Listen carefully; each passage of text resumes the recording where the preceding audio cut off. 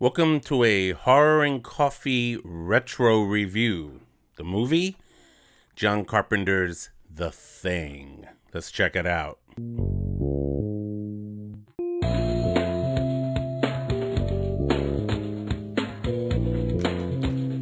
If you are new here in Strange Planet NYC, please consider subscribing. Just click on the subscribe downstairs and tap on that bell right next to it downstairs for future notifications for future Strange Planet and Horror and Coffee content.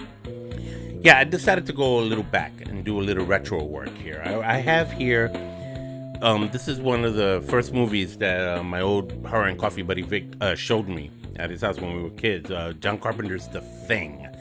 And I knew immediately that this was a remake of sorts from the movie The Thing from Another World that came out in 1951. What's interesting about that is that not a lot of people these days remember this based on that movie. They don't really think about that thing. They think about this thing. It stars Kurt Russell, and there's a whole team of other guys there, and actors that are confined. They're not confined, but they're scientists working at a base in Antarctica. And what seems to happen is that they come across a person that just comes out of nowhere shooting at this dog, right? They're shooting, and that's the first thing you see happening in the movie. This dog just showing up at the camp with a helicopter, and these guys shooting at it. And they don't understand why. Instead of asking questions, which is kind of weird, but it would be typical for a John Carpenter movie, especially one from the early 80s. This came out in 82. They just shot the guy. So they never got any answers from that. What they did eventually find out was that they were from another nearby station. And when they go to investigate, they find that the whole place has been pretty much destroyed, decimated. Something bad has obviously happened. So when they go there, they also find the remnants nearby in another section of a ship, a spaceship. And that's the first thing you see in the movie. Like, the first image you see in the film is outer space and this alien ship apparently losing control or whatnot. The controls lost, whatever. It crashes to Earth. And then it goes into the opening title, which is one of the most dramatic opening titles I've seen in film history.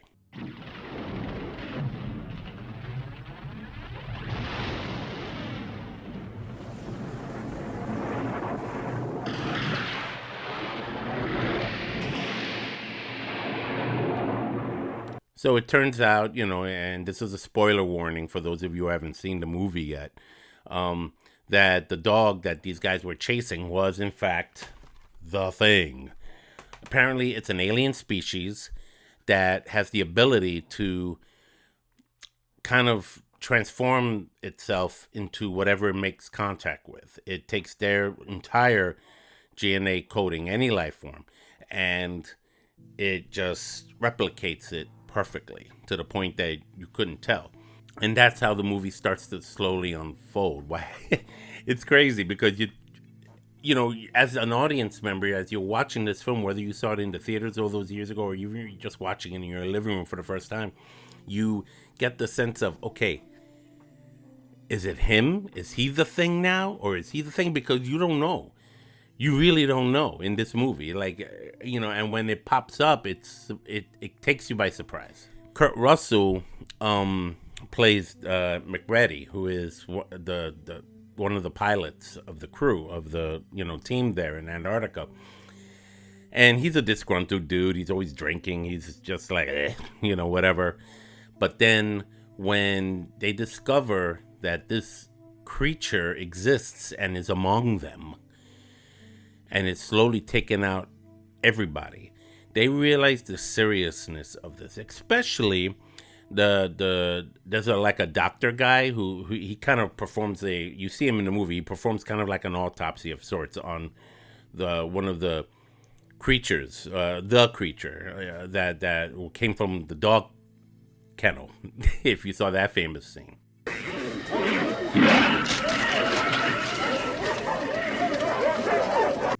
He uses a computer, very archaic, by the way. This is 1982, but he uses a computer to kind of like figure out what are the chances of the entire world population being infected by this thing, because this thing acts like a virus.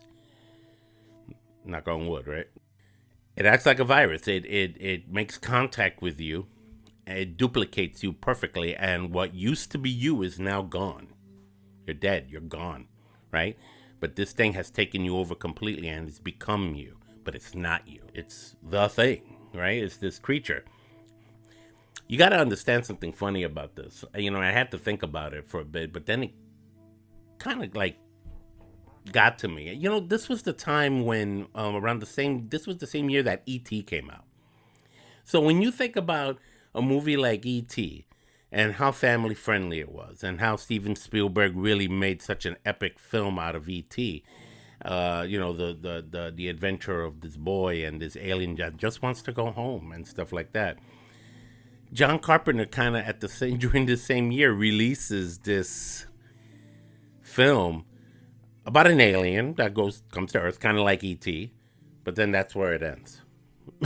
That's where it stops being E.T. It becomes this, wow, this scary, horror-ridden survival of the fittest when it comes to our human heroes in this film and this creature. I mean, you also have to understand, it's been a couple of years at that point, like 3 years since Alien came out. And I did a retro review on Alien last month. And I think I'm going to be doing one of these at least once a month. That's why I decided to roll with this. I think that it's great when they could take something sci-fi and mesh it in with something horror. Because when it's horror, it's horror. It grips you. And it scares you, and it makes you bug out. The special effects in this film that John Carpenter did, it's funny. John Carpenter is so famous for all these other films, Halloween, Vampires, They Live, and all of those films, every film, Escape from New York, The Fog, they all have great effects. I personally believe the effects for the time were amazing. But nothing beat the effects on this. There was no CGI yet it looked so convincing, all of it. The transformations when a person is found out to be the thing, and then you see it just kind of like coming out, and it just not what I love. What I find fascinating about this movie is that this creature, this alien, there's two things about this alien that fascinates me. One, when he shows himself, when he stops hiding behind the imitation that he grabbed earlier, you see not just the imitation that he just grabbed, you see pretty much every other creature that it had imitated in its existence. Like, you see creatures that are not from this earth, implying that this thing infected other beings, other living things, and other planets before arriving to Earth. And you see that in this in this film. And I don't know if people caught on to that. I'm like, yeah, that thing looks creepy. And it's like, oh, that's really what it looks like. No, that's not what it really looks like. That's what it imitated before. And it keeps, it just holds on to a bit of that information, that constructive information. And when it gets into defense mode, all bets are off and everything comes out. I think that's awesome. The other thing that fascinates me about this, it's not only very much alive and very much dangerous, but it came in a spaceship, which implies that it's very intelligent. It's an advanced species. 1982, we just got satellites up there, right? And some probes. This was a being that landed into Earth, into the Antarctic region, buried in the ice for, I think they said 10,000 years or 100,000 years. I think they said 100,000 years. And it actually crawled out, it froze, and when that Norwegian team, it was a Norwegian team, that's what those guys in the beginning of the movie shooting at the dog were. They were from a Norwegian camp. They uncovered it. Apparently, that's when they awakened it, and it went and wiped them out. doing the same thing to them, what we see is happening in this film. And we see the distrust start to grow between the members of the science team. You know, they're all looking at each other like, where were you last 5 minutes? You know, it's really, they get, it's like this sense of paranoia.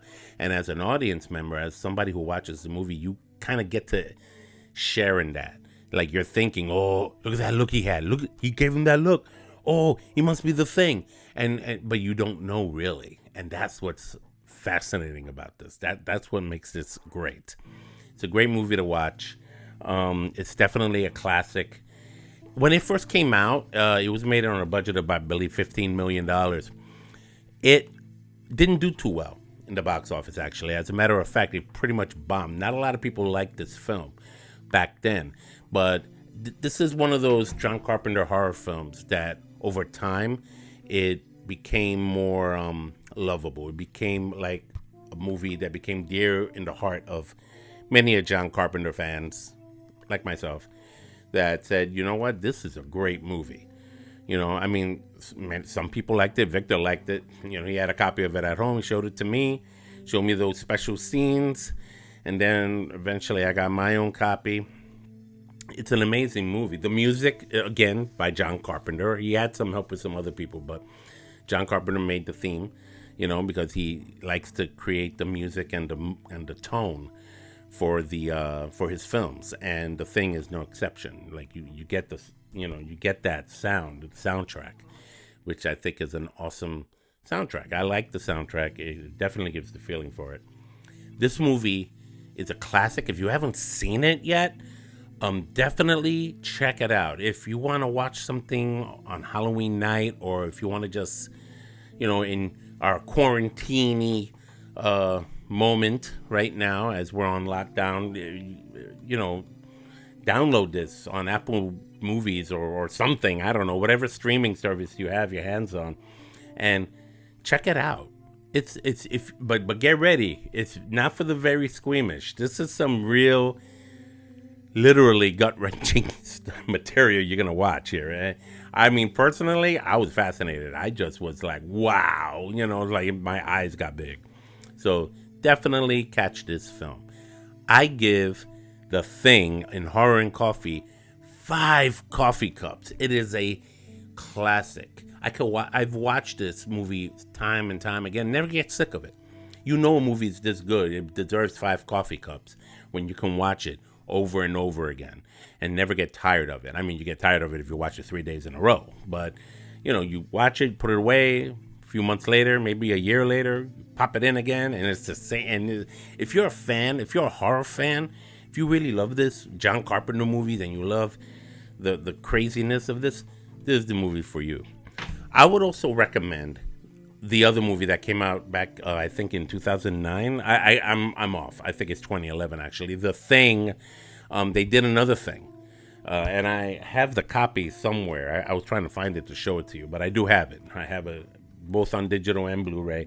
The Thing that came out just not that long ago, that was a prequel, really, of what happened with the Norwegian camp on the other end, which I liked. And what I admired about that film is that it really paid homage to this film and followed it faithfully to things in there. You're going to see things in that film that you see here too.